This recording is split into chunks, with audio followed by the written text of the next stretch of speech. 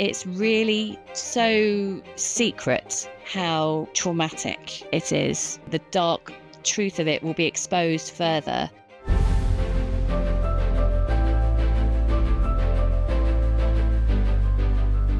Hello, everybody, and today we have Lexy Ellingsworth from Stop Surrogacy Now UK to explain to us why her campaign was founded 6 years ago and why recent developments show the essential nature of this campaigning in the United Kingdom. Good morning, Lexy, and thank you for talking to us at LifeSite News. Thank you for having me. It's great to be here and talking to you today. So could you explain to us what's been going on about surrogacy laws in the United Kingdom? We've just had some news actually. So yesterday it was the Times, which is a sort of mainstream newspaper, which broke the news that the Labour government will not be progressing with the law reform proposals as they are in their current state. So they've said that they do not have, this isn't essentially one of their key priorities, and they will not be proceeding at this current time. So that doesn't mean that it won't go forward in the future, but it does mean that the government have paid attention to what it is that we've been lobbying for, obviously, for these proposals not to go forward. And we're really pleased. It's welcome news for us. Well, that sounds like a very good success. How long have you been running this campaign, Stop Surrogacy Now UK? So we actually formed in direct response to the Law Commission's public consultation. So that was in 2019. And I was actually a bit reluctant to start with because obviously I had been in campaigning before. I knew how much work it would take. And there were other organisations that were looking at surrogacy, but there were no single issue campaigns. And I just felt that it was such an important issue that could quite easily be buried by other, really key areas of obviously gender ideology and things that were happening to women's rights in the UK and around the world, that it could be something that was a little bit hidden or buried or people wouldn't know about it. So I was a bit reluctant, but yes, we launched in 2019. So this year will be our 6th year. And you say that Stop Surrogacy Now UK was the first single issue campaign against surrogacy and the liberalisation of laws concerning it in the UK. So why exactly did you start the campaign? I basically met my co-founder on a parenting platform. We were talking about the proposals, and it was so shocking to me what it was that was being proposed, that, we would be having something called a pre-birth order, which is the same model that's followed in where the commercial model is applied in places like the Ukraine and the US, where the woman who is pregnant she doesn't have parental rights of her own child, and they basically end when she gives birth. Now, she, under these proposals, could withdraw her consent up to and including birth. But then I was thinking, how would it be if you're literally giving birth and you have to sort of send a message to your coordinator at a surrogacy agency or directly to the commissioning parents and say, look, I've changed my mind. I mean, I didn't really understand exactly how. That just didn't make sense to me. And, looking at the consultation document, I think it was over 500 pages. I think there were 118 questions. It was a very dense document. And it was Nordic Model Now who did a fantastic response to it. They basically created a template so that to make it easier for people to respond. And over half of the responses that the Law Commission received, they confirmed that over half of them were based on this template. And then, of course, there were other people who wrote in to reject the proposals. So Object Now, Maternity Action. There were other organisations. I think Filia did a really good one. And there were lots of women's organisations that basically said, look, we don't want this. We don't want the law to change. But of course, the Law Commission had been lobbied by surrogacy agencies to get the law to be liberalised and to have a more relaxed approach. The reasons why it was explained, and I still don't really understand this. I don't think it makes a lot of sense. It was explained by the Law Commission that it was to make it easier for people to undertake surrogacy pregnancies and arrangements here in the UK and not go abroad, because they recognised that overseas, if you go abroad and you get a baby, it's inherently exploitative.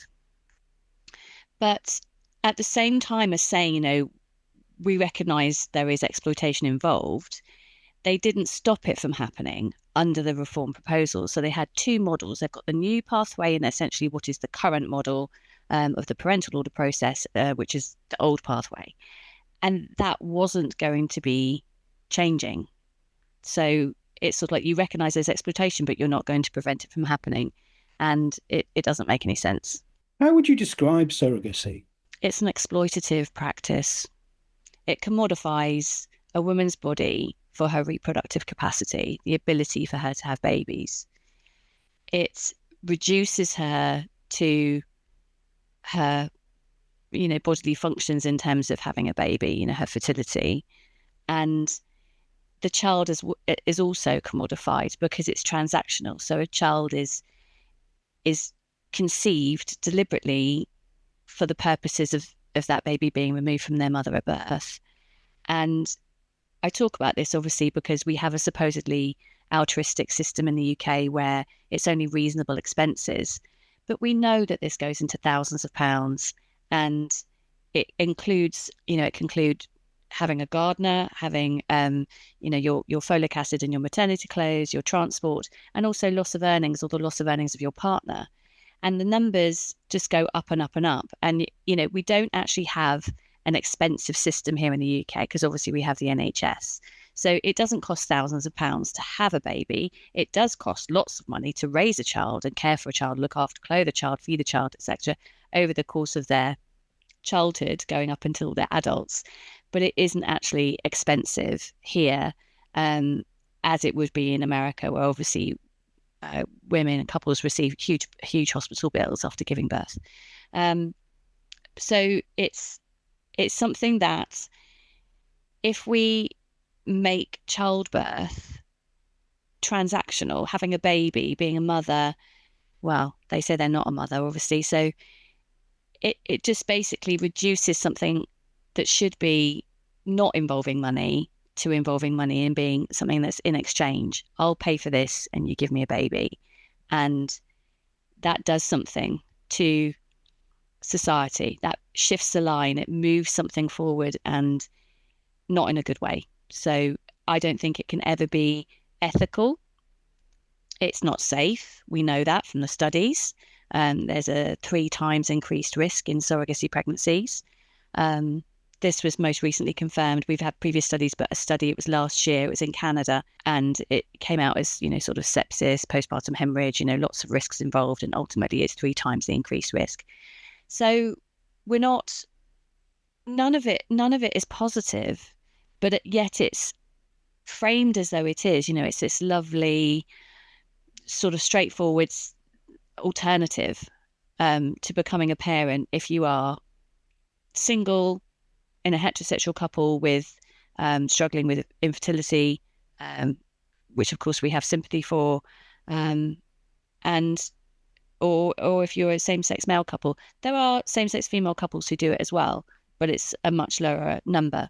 Quite an interesting case that came forward earlier this year through the courts. There was 2 older women, so one in her 60s and one in her 70s, it was said in the court documents, had 2 women from Ukraine become pregnant with embryos that were made from 2 other women.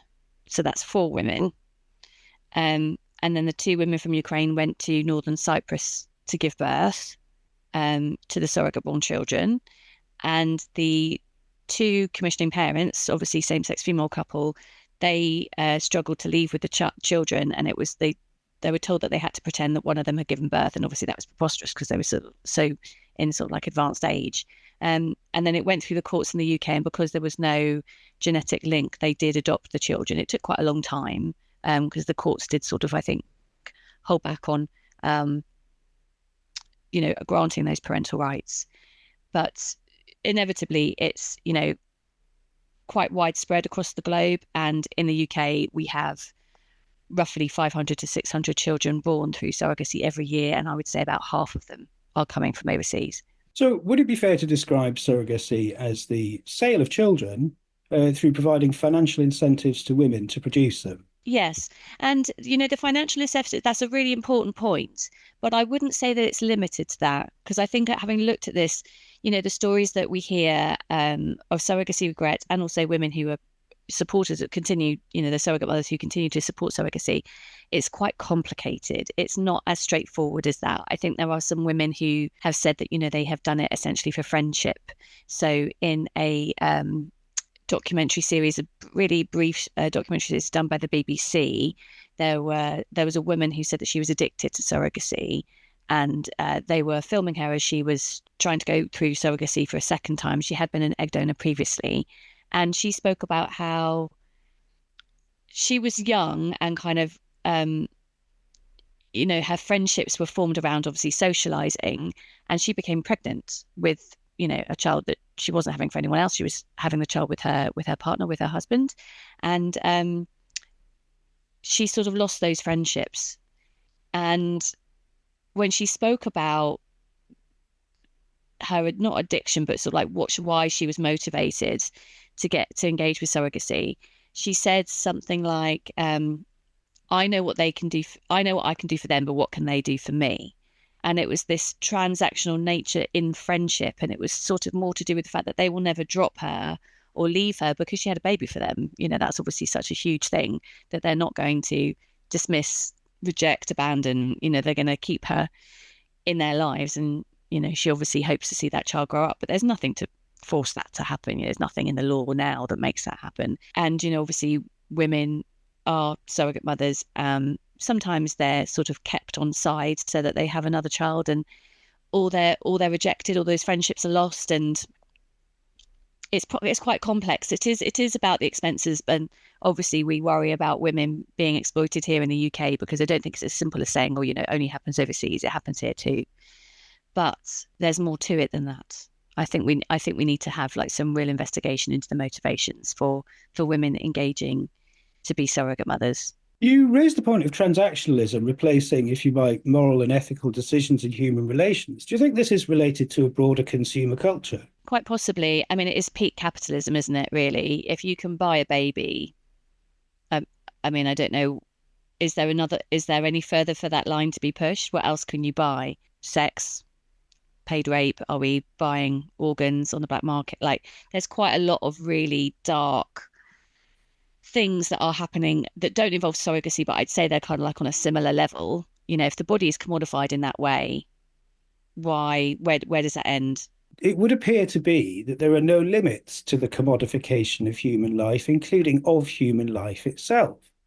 But speaking on the question of the relationship between politics and human life, do you think that the war in Ukraine has had an effect on the situation in UK surrogacy? Certainly. So, I mean, actually, prior to the Russian invasion, we obviously had COVID, and it was at this point that I think the explosion of news happened and sort of exposed the true nature of the commercial operation that they have in Ukraine, but also how this is, available and accessible in the UK. There were lots of British couples who were basically stopped from going to collect their goods. They'd ordered the commissioning of this child, and they couldn't enter the country to fetch the child because of the COVID travel bans.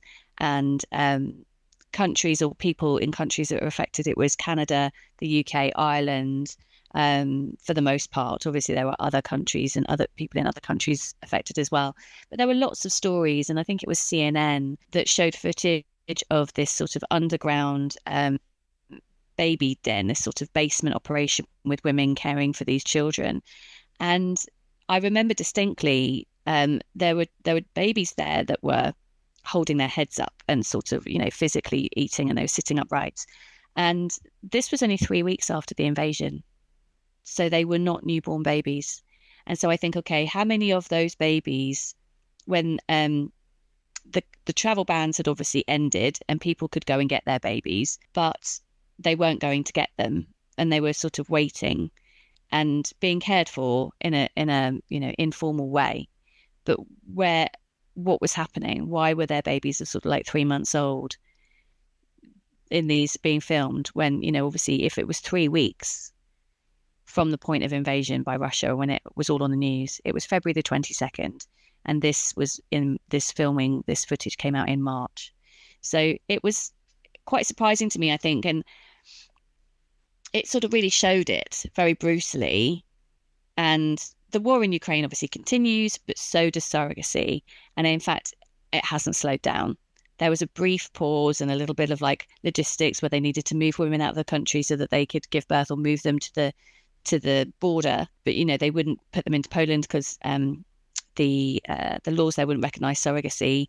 They moved them out of the country, so women will go to northern Cyprus, they'll go to the other countries in the Balkans, and then go back without the baby. So the war in Ukraine has shown a lot, exposed a lot, but it hasn't slowed down. We hear more stories of British people going abroad and then saying, this is terrible, we're stuck here. And you think, well, it's probably not a good idea to undertake this whilst there's a war going on. I reported for LifeSite News at the time showing that Ukraine was becoming the #1 destination for surrogacy in the world. And do you think that the shutdown following COVID and the outbreak of the Russian invasion has transferred that industry elsewhere? Definitely has. So like I say, it still carries on in Ukraine, and there hasn't really been much of a slowdown there. Agencies there still to boast about how successful and how well they're doing in terms of surrogacy and the clinics as well, the fertility clinics. But we're seeing some quite interesting things in Cyprus and court cases in the UK where commissioning parents have gone abroad and they've got the baby and they're bringing the child back into the UK, which is legal and permitted. And in the court documents, it will say where the women have come from. Like I say, this lesbian couple had 2 women from Ukraine, and so they're sort of like taking women out and taking them to different countries. And there's other countries so women from Kyrgyzstan, and it's basically like when something shuts down. So, for example, the surrogacy industry was shut down in Thailand. It became illegal after the case of baby Gammy, quite a famous case of two twins. So there was a girl and a boy, and they were commissioned by an Australian couple. The commissioning father was a convicted sex offender, and this was exposed later on. But essentially, they rejected the boy because he had Down syndrome. That was diagnosed obviously in utero, and they said they didn't want him, and they would like to abort, and terminate him, that fetus, but continue with the pregnancy for the other child, for the little girl. And the surrogate mother said, no, I'm not going to do that, but don't worry, I'll keep the boy, and I'll raise him. And they were like, okay, fine. So they left with the little girl, and this was essentially exposed in the papers. And the Thai government shut down surrogacy from that point, although they're looking to sort of open it up since. This is obviously some years ago. But at that time, I think it was Cambodia, and I think also Congo in Africa. I think there were other countries that said, oh, well, look, this is where the market can go next. So where there is something that happens, for example, a war or a change in law, people do go elsewhere. So I think, honestly, we need a global ban because we can't allow this to happen.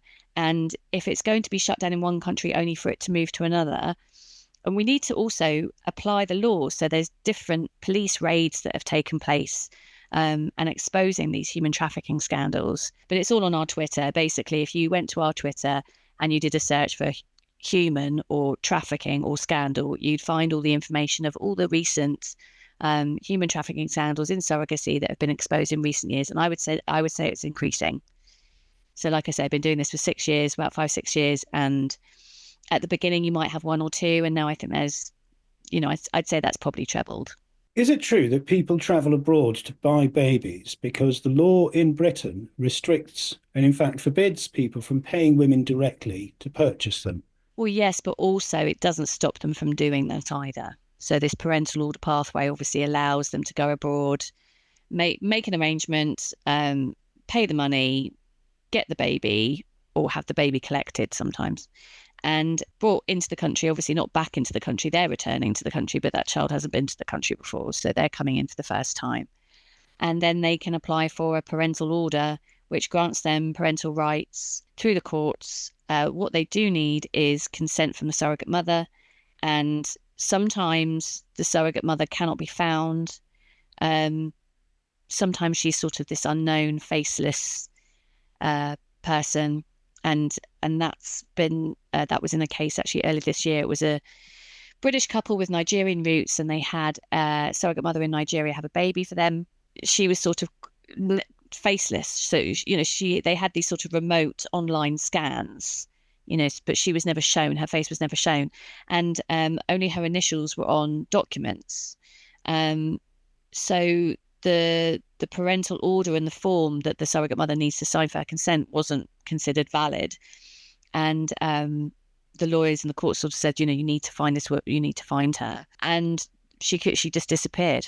So they had to dispense with her consent. They basically said, okay, we normally need this, but we can't find her. And that happens a lot. If you can't find this woman in Ukraine. It went ahead anyway, despite the fact she vanished. Yeah. So the courts are a bit stuck though, because obviously the baby has been born, the child's in the country, the commissioning parents have custody, and they are the primary carers.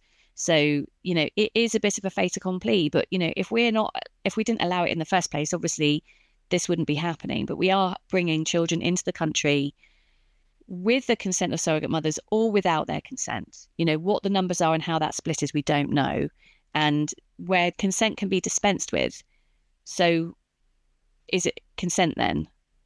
Because consent should be something that's, acknowledged or given, So it's kind of, it sort of appears on the surface as if it's all above board. And there's nothing illegal happening. I'm certain of that. But it's sort of the law allows this to happen. Pope Pius XI said, men must look for the peace of Christ in the kingdom of Christ. And he urged that the faithful give public honor to Christ the King so that individuals and states would submit once more to the rule of their Savior. And that is why LifeSite News is raising up the image of Christ the King across the United States. And you can help us reach millions more. Please pledge your support today for these billboards at lifefunder.com/Christ is King. So it's not legal in the UK to provide financial reward for surrogacy, but it is legal to do so from the UK by ordering babies overseas to be delivered here or collected and brought here. Yes. So that's what the parental order process allows that to happen. Are there any limits on who can buy the babies? What kind of people are buying babies? It is heterosexual couples who have been unable to, have struggled with fertility. It's same-sex male couples and single people of either sex. And there are no limits in terms of who can't. In the UK, there's implications counselling and through agencies, which is, for me, it's more of a tick box exercise. We have a law at the moment that allows this to happen. The reform, which is now not happening according to the government at this current time, we have this happening already, and we've got babies being trafficked they're being moved from across borders away from their mother, their birth mother, and sometimes she's also their genetic mother because it will be her egg that's conceived the child, and they're never going to see her again. Why would in some cases, in a heterosexual couple, why would they even know that she exists? And the people who receive the babies aren't vetted effectively. In name. They're vetted in name only. There's a process that that surrogacy agencies follow, but you don't have to go through a surrogacy agency. You can do this independently. You can absolutely go to a clinic. You can email them and, a clinic in Ukraine or Cyprus and say, what's your surrogacy package? I'll pay you the money. They don't have contact with the surrogate mother. They don't know her name. They don't know her background. They don't know anything about her, but they're just sort of told, how many embryos do you want? And, where are they coming? Ship them out. They have to get permission for embryos to be shipped out from the country to be implanted abroad. And that goes through the HFEA, which is the Human Fertilization Embryology Authority here in the UK, and they regulate clinics. But we know of one case where a surrogate mother was brought into the country just recently to be implanted with an embryo that's already here and being kept on ice here in a clinic in Manchester. And she was implanted, and she'll go back to Mexico, give birth to the baby, and the child will be brought back here because that's where the commissioning parents live. There's a lot of international movement of embryos, gametes, women and babies, essentially, through the surrogacy industry. Everyone's moving around left, right, and centre, different countries, different rules. You come back to the UK, the baby's already here. You go and get your parental rights from the court, and what are the judges to say? It's obviously a bit of a fait accompli. It's a difficult situation for the family courts to manage, and I sympathise with them, because they're often presented with very complex cases and ones that are very clearly going against the law, but no one is prosecuted. Are there agencies and consultancies marketing what effectively seems to be an international trade in human life at various stages? Yes, I mean, that's obviously the case with the fertility clinics as well as the surrogacy agencies. Where are they based? We have several in the UK, based around the country. One of them has an extension to their agency. They sort of expanded to Mexico. So that's My Surrogacy Journey and My Surrogacy Journey Mexico. That's run by two men here in the UK. They are commissioning parents. They've got two surrogate born children, and actually they're the couple that I've just mentioned about, the woman coming in from Mexico. So they have a surrogate mother in Mexico who's currently pregnant or has been implanted, and they're obviously waiting to see if the pregnancy continues. They run hybrid programs with Canada and America, and then around the world it's an enormous industry. I couldn't even tell you how many there are, but I believe there's a ridiculous number in Ukraine. I mean, you can't move for fertility clinics and surrogacy agencies in the Ukraine. There's one very large one called Biotechcom. And if anybody watching wants to just Google that name and see what you get, you'll come up with a number of different scandals. I think the CEO or co-CEO or co-director or whatever his role is, he said that, they basically would be lying if they didn't say that women were doing it for money. They recognize that women are doing it for money, and they continue. And there's also been the wrong embryo implanted. So, where it's the genetic material of this couple, it's gone into this surrogate mother, and then that couple over there have taken the baby. So it's been a real mess. It's a real mess. And of course, it's the children who suffer and the women, but it's, and the commissioning parents, obviously, they go into these, sometimes they go into these sort of a bit naive, and they go into these arrangements and they trust people, but they're commissioning these children to be born. So there's all these different people, lawyers and brokers and agencies all involved, and the children are born, and this is their birth story. This is how they started, this is how they came to be, and they live with that. Is this legal in the United States, Canada, Europe, and throughout the West? Yeah, so they have the commercial model, which is, the true, it's sort of, saying the quiet parts out loud. It's completely open as being commercial. Whereas the UK, I'd say, is commercial, but we use different language and euphemisms to sort of show. So we'll talk about compensation or expenses rather than payments. And it's legal in the United States? Yeah, most states within the United States, yes. I've seen commercial surrogacy agencies operating from the United States that directly advertise and market to homosexual couples and even transgender individuals, non-couples, and so on. Are you aware of a number of these agencies, or is it just one or two? I think they probably want to expand the market that they, their audience. So I wouldn't say that there's too many targeting, but I know of one called Men Having Babies, which is in sort of exhibition. They go around the world. I think they're in San Francisco, Israel, all over. And they do these events. It's targeting men.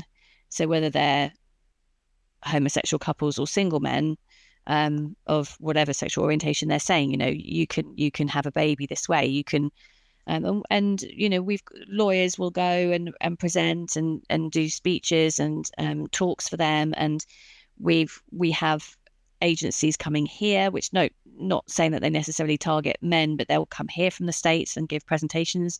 I think there's one next week. I think it's on the 10th. Yeah, it's not impossible. We're meant to have an advertising ban here in the UK, but obviously this is a form of advertising where you're trying to get sales. You're trying to get a commitment. You go along, try and get people to sign up. Are there any similar events in support of the mothers? Does anyone investigate what's happening to them and why they're in that situation? Well, we do as much as we can. It's quite difficult because there are the surrogate mothers here we speak to, sort of, it's really hard for them. It's really hard for them. Some want to forget that it ever happened. Others have essentially a gagging order put on them by the judge. Or it might be that, the commissioning parents put pressure on them not to speak. There can be coercion and pressure within families and outside of families, friendships, families, or it could be, where they're strangers, meeting on the internet or meeting via an agency. It's really so secret. People don't really know or understand just quite how coercive and traumatic it is. And so we try to raise up the voices of those women, but obviously, with confidentiality and their experiences. There are women who, there are women who are brave and who can do that. But in terms of the events for surrogate mothers, it will be women who support surrogacy. So they will be, often they're quite involved in surrogacy agencies. So they work as either coordinators or volunteers, or they might run a surrogacy agency. So COTS is run by a surrogate mother. And that is due to close this year because she's retiring, but she's has launched a new consultancy service, which I believe is £100 an hour. And the other surrogacy agency that I'm thinking of is Surrogacy UK, which is one of the largest, most established ones in the UK.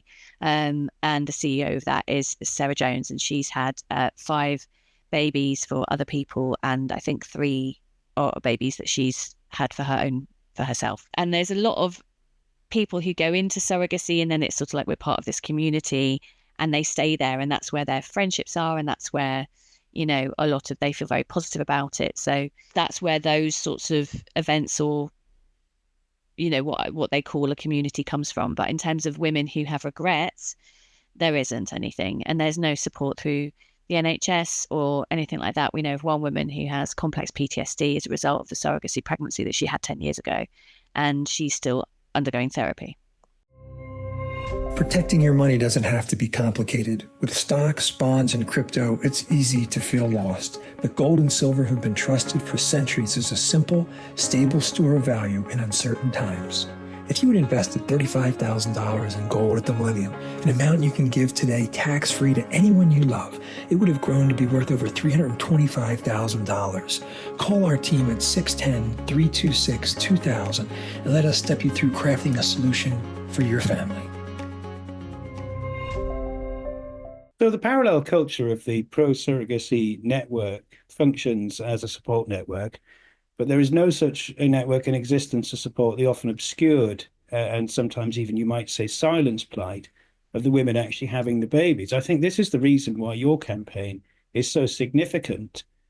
Now, it came to my attention due to noticing one of the stories that you published, and I was shocked to find out this morning that you don't accept donations for your campaign. Is there any way that viewers can support you and your work? We do not accept donations. That's very kind of you to say.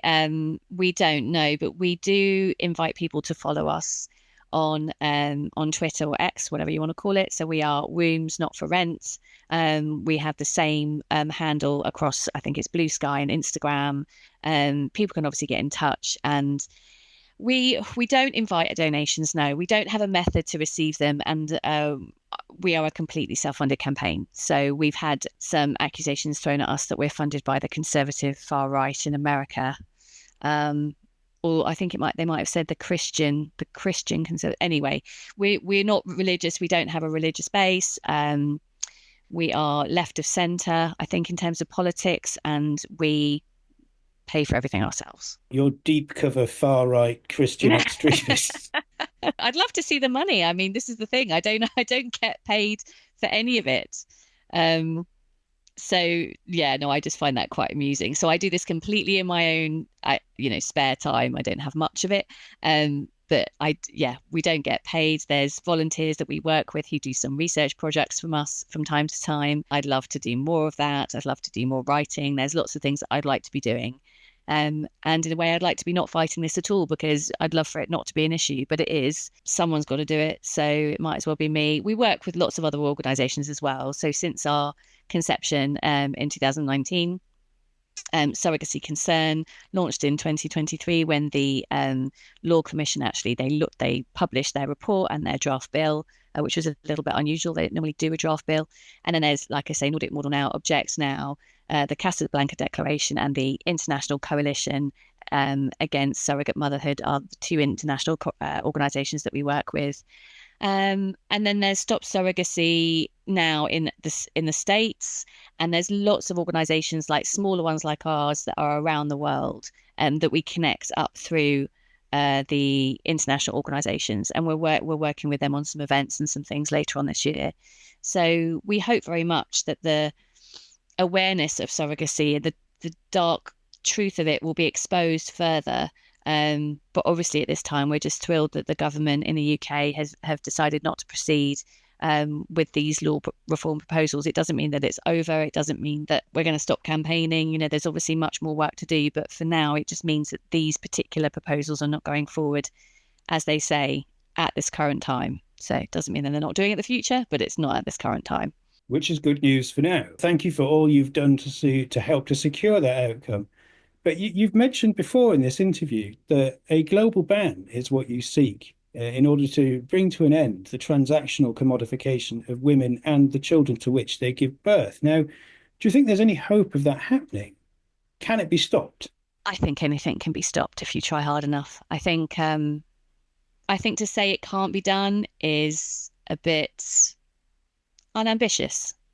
I think, there's we're looking in the UK at laws that we have that we think have been done badly, or perhaps haven't considered all stakeholders. And I talk about that broadly. I'm talking about not just surrogacy, I'm talking about gender ideology, self-ID, the Gender Recognition Act. Obviously, there's campaigners working on that, doing a brilliant job. And, I think internationally speaking, the UK is known as TERF Island, as in, we're bringing forward information about free speech. Could you please explain to our American friends what TERF means? It's a label that is meant to be a slur, but I think actually a lot of women are quite proud of it. So it means trans, exclusionary, radical feminist. For the most part, I mean, I would say entirely, women are not trans exclusive because they welcome women who believe themselves to be the opposite sex. So if they're women who believe they're men and they believe they're trans, they're welcome in women's spaces just as the same as the next women, just as, lesbians in toilets, like everyone's fine about it. Exclusionary would indicate that, you're excluding people, and we're not. It's actually the opposite. We're looking at it from a really inclusive way, as in women who believe themselves to be trans should also have maternity rights. They should also be given, have the rights and the access to really high standard medical care, obviously children as well. Radical feminists are two things that go together, and radical is often seen as something that's really extreme, but actually it means root. It means that you're going to the root of something, meaning that your feminism is at the root of your beliefs, of the way that you live in the world. So being a radical feminist is sort of like, she's really extreme in her views. And it's actually like, no, you're kind of inspired by that, or that's where your motivation is, to put women first. It's not really a radical idea to say that women are human and women matter, and or indeed that women are women. That's not really, I mean, it wasn't until a few years ago anyway. So yeah, TERF Island, I think, is how we're seen, I mean, a lot of women are very proud of it. So it's not something at all to be ashamed of, and the slur that it's meant to be, it just hasn't really landed. It hasn't really worked. So there's lots of things that are happening for women's rights, women's spaces. We've got the data bill happening in the UK. People can look that up. There's lots happening here. Surrogacy is one of those things. That's one of the things that we've been campaigning on. We're pretty strong-minded here. We're quite stubborn. We're quite determined. We don't, we're kind of the original suffragettes here in the UK, and obviously in America as well. And there's lots happening in Australia. So I just think that there's a pushback across the board, and I, for one, am very proud to be part of it in this little pocket, which is the surrogacy law. And surrogacy, raising awareness and bringing it to the fore to say like what it really is, because it's not what it seems. And I think that you're doing much to reveal the truth about what it really is behind what it's presented as. Now, if people do feel despair, they should think back to 2017 when Theresa May's government was going to bring in the Gender Recognition Act.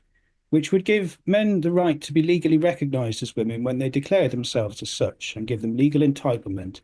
I think it was the mobilisation of around 2 million women through Mumsnet, which started a campaign which has resulted in the recent ruling by the UK's Supreme Court that men are men and women are women, and that men who identify as women do not have a right to be in women's spaces. That looked impossible only 8 years ago. So I think that's an inspiration that you can take from this, that we can all take from this. And I think we can see that once again, women campaigning for women to be recognised and not erased and not obscured by positive messaging for a very dark institution, in a sense, is once again coming to the fore with the surrogacy issue in the United Kingdom. I congratulate you, Lexy, on your work, and you're an inspiration. And I think you certainly can look forward to success in the future, because if there's one thing that people have an appetite for today, it's the truth. Couldn't agree more. I'm very proud to be here. The women that I've met, the experiences I've had, raising up the voices of the surrogate women with regrets. It's an honour of my life, and I'm sticking around. So yeah, you'll see more of me. Thank you for bringing the truth to a wider audience, and thank you for giving a voice to the effectively voiceless women and the children involved in this transactional commodification of human life at practically every stage. Thank you again, Lexy. Thank you for the opportunity today. Thank you. Hi everyone, this is John Henry Weston for LifeSite News. We hope you found this video insightful. For more content like this, be sure to check out the links in the description below. You can also follow us on social media to stay updated on the latest news concerning life, faith, family, and freedom. Thanks for watching, and may God bless you.